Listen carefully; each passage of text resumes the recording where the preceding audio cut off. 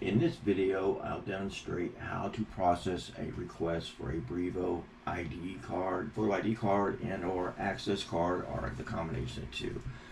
First thing you want to do is get to your Brivo website and log in. Use your Red Cross credentials, and your Ops Biz team will set that up for you. And log in. The only account that we should be accessing is the American Red Cross Enterprise. You make sure that's in that box and go to account. And your Brivo page opens up. You got these selections here to the left. So before you want to make an ID card for someone, access card, we want to make sure that person's not already in the system. But first, who are we making it for? People in MOR submit requests through MOR SharePoint, and they show up on this form right here for us on our SharePoint. So we go in here, and this one here at top is one I submitted just for this purpose of making this video. Earlier I just rejected it so it stand out. We're going to open this up. So when a new request comes in, you'll see this form. This gives you every bit of information you need to put on that process, that ID card request. And if there's something's missing or you have a question, it has right here, who do you need to contact in order to get more information on that, so you'd be able to ask him. So we're looking for Ralph DeShong on this ID request for Ralph DeShong. He's a volunteer ID number. There's no barcode. So, and this is where they want access to. So with that information, we go to Brivo. We would do a search for Ralph DeShong, and I did previously, and he does show up. So we always want to check, make sure they're not in the system. And if they are in the system, we want to find, are they requested a duplicate card, or what's going on with that situation. But so for our training purposes, let's go ahead and create a new user. So hit create new user. We can go back here to that form, and what's this person's name? That's who's requesting it, the person on the badge. His name is Ralph Tester. If you want, you can just copy and paste everything over. Now here I only need the first name, so I can put both, and I could cut that off and put it over here. And here we go. We got his name right. If you have a phone number, you can put that in there. It will require you for an email address. You go back over here and see what is this person's email address. It looks like I used my actual one. Again, copy and paste. That way you know you got it right. Paste that right in there. And if you don't put it in the email in there, it will slow you down and say you need to do that. At any point now that you started, you can hit create user. You could fill the whole thing out, but now is a good time to hit that. So we got that saved. Go down here to, okay, where is the location of this person? So usually the primary will be the first one in there. So they will say Jefferson City, Missouri. So these are all drop downs here, so you should be able to see it. And if you don't, you just kind of type that in, MO hyphen. Then once you do that, once you do a few of these, I think it auto-populates for you. Missouri and Arkansas region is going to be what we always use. And again, it should drop down for you. Just click on that. The department for Ralph here was operations, I believe. Yeah, so should be able to put that in there. If it doesn't show up, that means there's only so many. You just go ahead and start typing it in. Okay, and for the expiration, we're using the current month, the last day of the month, and 5 years from now, which would look like that. You can also use the calendar if you prefer. Okay, so this person is a volunteer or employee. Volunteer. So that means he's got a volunteer ID number. So we'll copy that. Paste it under volunteer. Just make sure you get those two understood. If it's a volunteer, that goes there, and that will make a difference when you print the card. For now, that's all you need to actually get going, except for the picture. We'll get to that in just a second. First, we're going to go down here and assign to group. It means what access are we giving this person? What did they ask for? Jefferson City, Kansas City, Lenexa, Overland Park. Jeff City is, okay. Oh, there's Overland Park. Overland Park. There's Lenexa, and they're all in here. Jefferson City.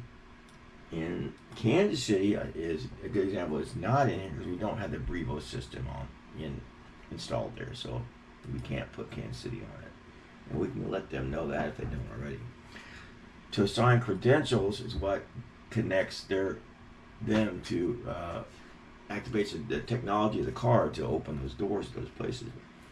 If you have a card printer and you have cards, you can actually load up a card.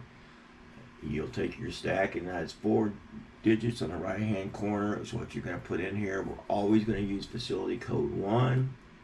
I can just show you like this, but I can't do it without like load it up.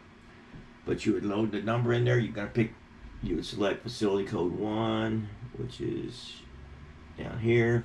Always using the standard 26-bit, and then that card number, you should be able to see it once you get in there. But again, I'm just gonna go out of that for now. So most of us don't, or some of us don't have cards. That's why I don't have a card. What I do is process the request, make a PDF of it, and send it to somebody who can actually enter the card information. Without cards, what I can do is assign a PIN, a personal identification number.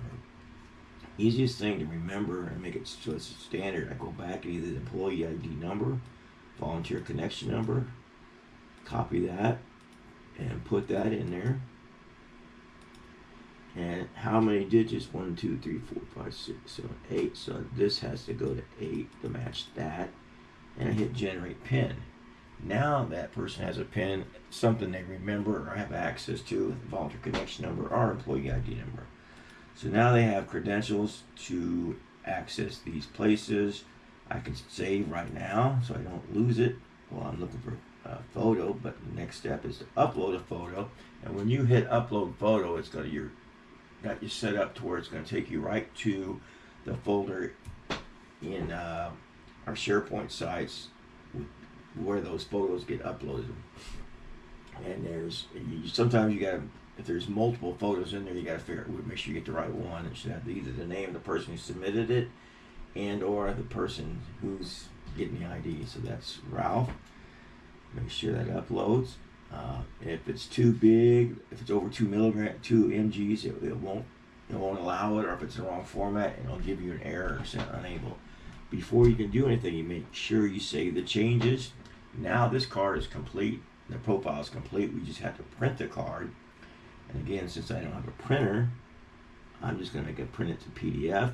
Make sure you use either the right template, and this is a volunteer. Hit next.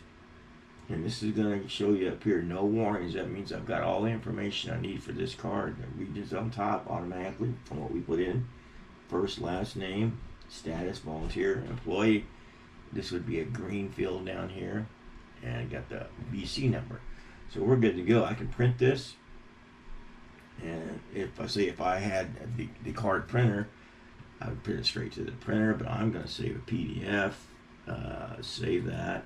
And I can put it in my list of here, Ralph's tester, which I think I already probably got one in there, but save. Okay, so now I've got that set up, and my last step would be either to print it myself, which I can't do, so I'm just going to open up an email. I know Kim has a printer at her desk. I would fill out please print this card, and then I would just attach that to the email and hit send. Which, I'm not gonna attach it, but that's just how you attach it to there. Hit send, and now you processed this request. And what I would do, I just did this earlier, but I leave a note. Use a sample for training video, but on a real life, I put on here 413, sent PDF to Kim or whoever to print the card, and I'd be done. I can't mark it as complete because that's going to be up to the person who prints the card. He or she would print it, send it, mark complete. As you're processing these, the only times you use reject it if the information was bad or you found it was a duplicate card and you didn't realize it. But before you ever reject one of these, go back and check with the person who requested it. Let them know, hey, I got, follow through.